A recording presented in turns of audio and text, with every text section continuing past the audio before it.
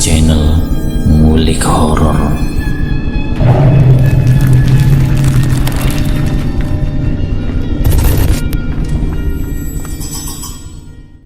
Assalamualaikum warahmatullahi wabarakatuh. Jumpa kembali di channel Ngulik Horor. Channel kami menceritakan tentang kisah-kisah misteri yang mungkin bisa menemani agan-agan dan sista semua ya. Kali ini saya akan membawakan kisah misteri yang diambil dari cerita legenda dan kumpulan cerita misteri. Kalian juga dapat langsung mengunjungi page beliau langsung ya. Nanti saya akan tuliskan di kolom deskripsinya. Yuk daripada kita lama-lama, langsung saja kita simak ceritanya. Kali ini saya akan membawakan kisah misteri yang berjudul Terjerat Hutang Anak Sendiri Ditumbalkan. Sesungguhnya kemiskinan yang menimpa hidup manusia adalah bagian dari cobaan dan ujian. Karena itu kita tidak perlu merasa sedih dan putus asa. Yang terpenting adalah menghadapinya dengan penuh kesabaran dan tetap berpikir atau berusaha melalui jalan yang diridhoi Tuhan. Ingatlah, tak ada makhluk di dunia ini yang tidak dijamin rezekinya oleh Allah. Lagi pula Allah juga tidak akan membebani manusia dengan kesulitan hidup yang melebihi kemampuannya. Berusahalah dengan sungguh-sungguh disertai dengan doa yang khusyuk kepada Allah. Niscaya akan diberikan jalan, kelapangan, dan kemudahan. Mungkin itulah yang seharusnya dilakukan oleh sebut saja namanya Sugianto saat dibelit kesulitan ekonomi yang memberantakan hidupnya. Tapi sayang akalnya yang pendek ditambah dengan keimanannya yang lemah membuat dia nekat menemui seorang dukun sesat. Nah, dari sinilah kisah menyedihkan sekaligus mengerikan dijalani oleh Sugianto. Bagaimanakah kisah selengkapnya? Kepada Misteri Sugianto menceritakan pengalamannya yang terjadi beberapa tahun silam itu. Pengalaman yang sangat mencekam dan seumur-umur tidak akan pernah bisa dia lupakan ini, sungguh tak ingin diulanginya lagi. Bila mengingatnya Sugianto jadi merinding dan ngeri bukan main.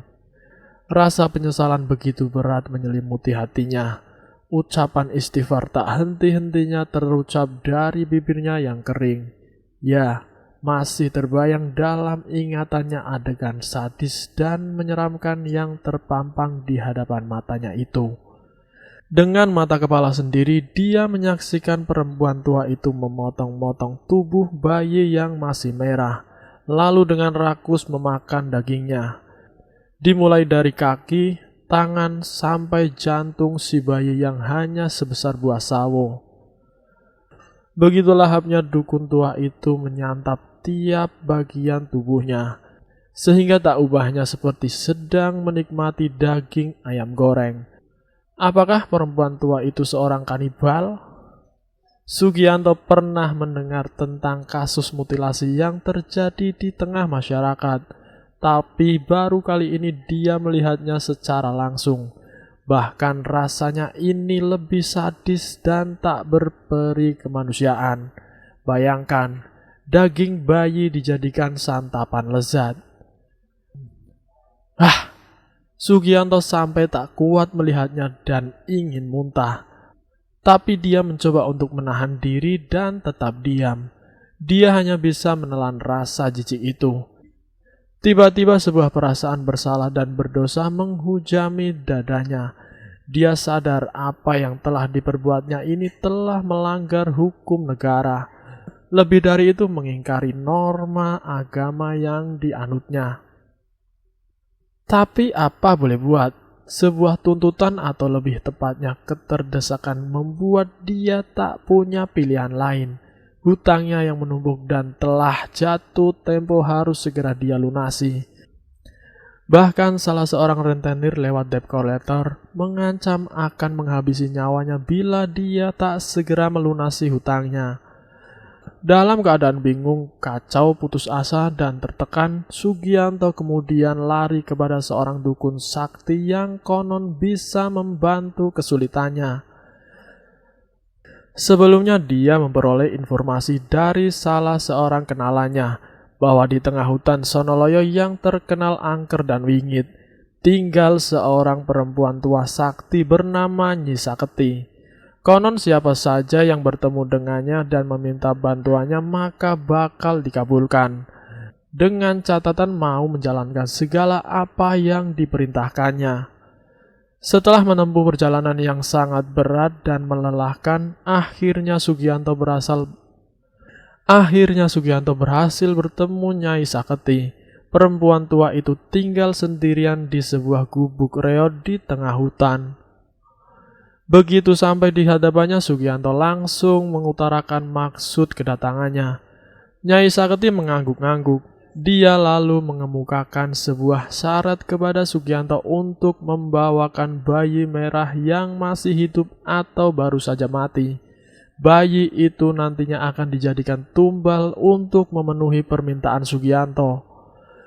Sebenarnya sangat berat bagi Sugianto memenuhi permintaan itu, tapi karena tak ada pilihan lain, akhirnya dia menyanggupinya. Dia lalu kembali ke kota dan berusaha mencari bayi seperti yang diminta Nyai Saketi, agar memudahkan usahanya. Sugianto hilir mudik di sekitar rumah sakit bersalin. Sempat ada niat untuk menculik bayi yang baru dilahirkan biar lebih cepat. Tapi dia mengurungkan niatnya. Dia takut ketahuan dan dipenjara. Lagi pula kasihan orang tua si bayi. Secara kebetulan di sebuah klinik bersalin ada seorang ibu melahirkan bayinya dan mati. Dengan pura-pura sebagai kerabatnya, Sugianto mengambil bayi yang telah meninggal itu. Dia membungkus bayi itu dengan kain dan memasukkannya dalam tas. Pikirnya orang tua sang bayi tak akan begitu kehilangan sebab bayinya sudah meninggal. Lagi pula Nyai Saketi sendiri tak keberatan menerima bayi yang sudah meninggal. Saat itu Sugianto merasa tidak bersalah. Dia kembali ke gubuk Nyai Saketi dan menyerahkan mayat bayi yang baru berusia beberapa jam itu. Tadinya Sugianto berpikir, mayat bayi itu hanya akan dijadikan sesaji dan kemudian dikubur. Tapi apa yang terjadi kemudian sungguh membuat Sugianto terkejut, tertegum sekaligus ngeri. Bayangkan saja, tanpa banyak kata Nyai Saketi memotong-motong tubuh bayi yang masih merah itu dan memakan tiap potongannya seperti layaknya memakan ayam goreng. Perut Sugianto jadi mual dan enek, tapi dia hanya bisa terdiam dan tak berusaha mencegah perbuatan Nyai Saketi. Tampak mulut Nyai Saketi berselemotan darah, mungkin karena sudah kekenyangan. Nyai Saketi tidak memakan semua tubuh sang bayi. Dia hanya memakan tangan, kaki, dan jantungnya. Selebihnya dia meminta Sugianto untuk mengubur jasad sang bayi. Dengan tangan gemetar dan perasaan bercampur aduk tak karuan, Sugianto mengubur tubuh mungil itu. Dia masih belum mengerti apa maksud dari tindakan Nyai Saketi dengan memakan mayat bayi. Ya, Sugianto hanya bisa memendam perasaan tidak mengerti itu dalam hatinya. Dia mencoba tak memusingkan hal itu. Yang lebih penting adalah realisasi dari janji Nyai Saketi yang akan membantu kesulitan hidupnya. Lalu bagaimana dengan permintaan saya, Nyai? Tanya Sugianto memberanikan diri. Pulanglah, apa yang kamu inginkan sudah terpenuhi. Hutang-hutangmu bakal lunas dan kamu akan mendapatkan kekayaan, jawab Nyai Saketi. Sugianto sempat bingung dan tidak mengerti, tapi akhirnya dia pulang juga ke rumah. Dan ketika sampai di rumah, dia sangat terkejut mendengar kabar menggembirakan dari sang istri. Syukur kepada Tuhan, Mas, aku sudah dapat hadiah 100 juta rupiah dari undian sabun. Wah, hutang-hutang kita bakal bisa dilunasi semua. Kita tak jadi gembel jalanan. Seru Haryati girang bukan main. Sugianto jadi tersenyum senang. Dia yakin rezeki nomplok yang diterima keluarganya ini merupakan buah dari kesaktian Nyai Saketi. Dukun sakti itu benar-benar ampuh. Belum lama dia memberikan tumbal mayat bayi, permintaannya langsung terkabulkan. Tapi Sugianto tak ingin menceritakan tentang Nyai Saketi kepada istrinya, biar ini menjadi rahasia pribadinya. Yang penting istri dan anak-anaknya hidup bahagia. Selanjutnya hidup Sugianto seperti ketiban pulung. Rezeki mengalir terus tak henti. Ada saja keberuntungan yang didapat olehnya. Mulai dari dapat pekerjaan dengan posisi mapan, nembus undian, dikasih objekan basah dari teman, sampai dapat komisi jutaan rupiah. Pokoknya hidup Sugianto berubah 180 derajat. Kini dia dan keluarganya tidak lagi tinggal di rumah kontrakan yang sempit dan kumuh, tapi sudah punya rumah sendiri yang besar dan mewah.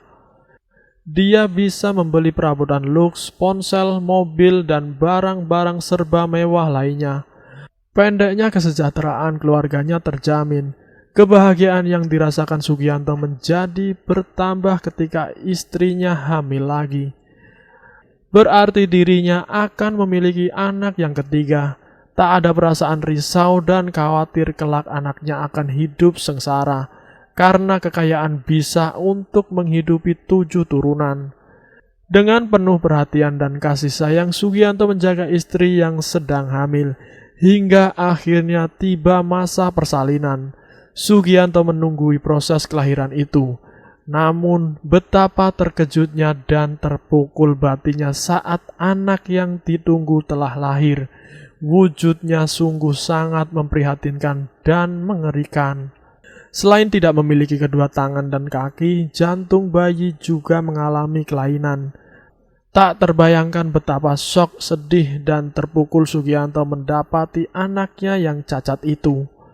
Tiba-tiba Sugianto teringat dengan Nyai Saketi. Jangan-jangan apa yang terjadi ini buah dari perbuatan Nyai Saketi dulu yang pernah memakan mayat bayi. Sesungguhnya tumbal yang dimaksud Nyai Saketi tak lain adalah anaknya sendiri. Tidak terima dengan kenyataan ini, Sugianto segera ke hutan Sonoloyo untuk mencari Nyai Saketi. Selain ingin meminta bantuan memulihkan keadaan bayinya, Sugianto juga berharap Nyai Saketi menarik syarat tumbalnya. Tapi sesampainya di tengah hutan Sonoloyo, Sugianto tak mendapati gubuk milik Nyai Saketi. Wanita tua itu seperti lenyap di telan bumi. Ketika Sugianto bertanya kepada penduduk sekitar daerah itu, mereka tidak ada yang tahu dan kenal dengan Nyai Saketi. Dalam keadaan sedih, putus asa, dan kecewa, tiba-tiba Sugianto bertemu dengan seorang laki-laki tua berambut putih dan berpakaian sederhana. Orang tua itu sepertinya bisa membaca kesusahan hati Sugianto. Ketahuilah nak, sesungguhnya Nyai Saketi yang pernah kamu temui itu bukanlah manusia. Dia adalah penjelma setan. Dia tak pernah berusaha untuk membantu kesulitanmu, melainkan justru ingin menghancurkan dan menjerumuskan hidupmu. Mumpung belum terlambat, kembalilah kepada Allah dan bertobat nasuha. Gantungkan sepenuh hatimu kepada Allah. Niscaya kamu dan keluargamu akan selamat dunia maupun akhirat. Setelah memberikan wejangan, orang tua yang arif dan bijaksana itu kemudian pergi.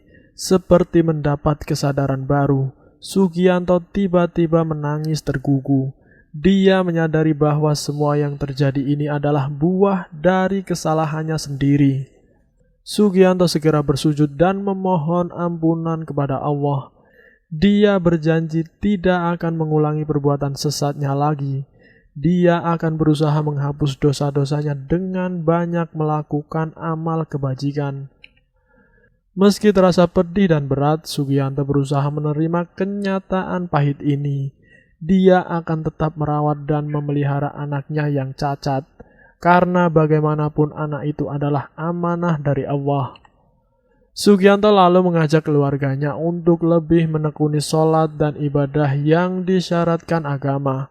Dia tidak peduli kekayaannya akan habis guna mengobati dan merawat anaknya yang cacat. Baginya harta duniawi sudah tidak ada artinya lagi, karena semua itu tak akan dibawa bila dirinya mati. Meski terasa sedih dan berat, namun Sugianto mengikhlaskannya. Mungkin itu lebih baik daripada anaknya harus menderita bila tumbuh dewasa. Dia sendiri tidak menyesal bila hidup keluarganya kembali jatuh miskin seperti dulu. Dia justru merasa bahagia dan tenang dengan keadaannya yang sekarang. Karena dalam keadaan hidup yang pas-pasan, dia bisa lebih mendekatkan dirinya kepada Tuhan. Sugianto kini berubah menjadi orang yang rajin dan tekun beribadah. Bila kemudian dia berkenan menceritakan pengalamannya ini kepada Misteri, semata untuk peringatan dan pelajaran agar kita semua tidak mengikuti jalan sesat yang pernah ditempuhnya dahulu. Dan selesai. Itulah kisah misteri yang berjudul Terjerat Hutang Anak Sendiri yang Ditumbalkan.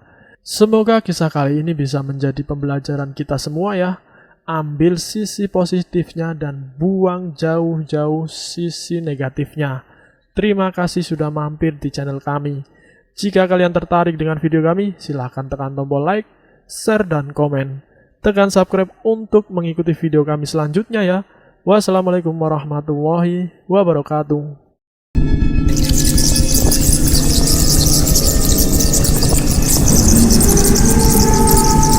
Selamat datang di channel Ngulik Horor.